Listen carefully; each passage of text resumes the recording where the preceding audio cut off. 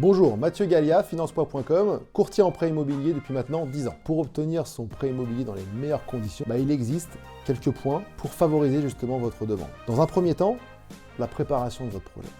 Elle est primordiale.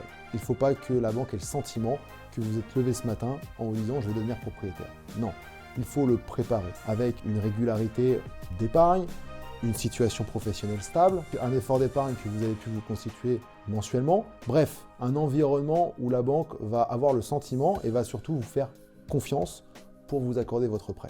Alors, le second point, c'est la construction de votre demande. Lorsque vous vous dirigez vers un établissement bancaire ou un expert en crédit, il faut que vos dossiers soient le plus complets possible. En effet, on vous demande un certain nombre de justificatifs qui vont permettre à l'établissement de se positionner favorablement ou défavorablement sur votre offre de prêt. Ces justificatifs concernent notamment l'état civil, la partie revenu, avis d'imposition, fiche de salaire, la partie, ce que j'appelle moi la partie divers, c'est-à-dire toute la partie bancaire, relevé de compte, crédit, bail en cours, et également la partie projet, où là vous allez avoir tout ce qui est compromis de vente, contrat de réservation, contrat de construction si c'est une construction.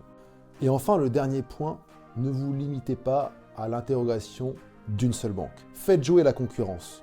Interrogez plusieurs banques ou interrogez un expert, un spécialiste, un courtier en crédit immobilier qui fera jouer justement cette concurrence-là. Ah oui, j'allais oublier, très important, comparez l'offre globale. Ne comparez pas juste le taux.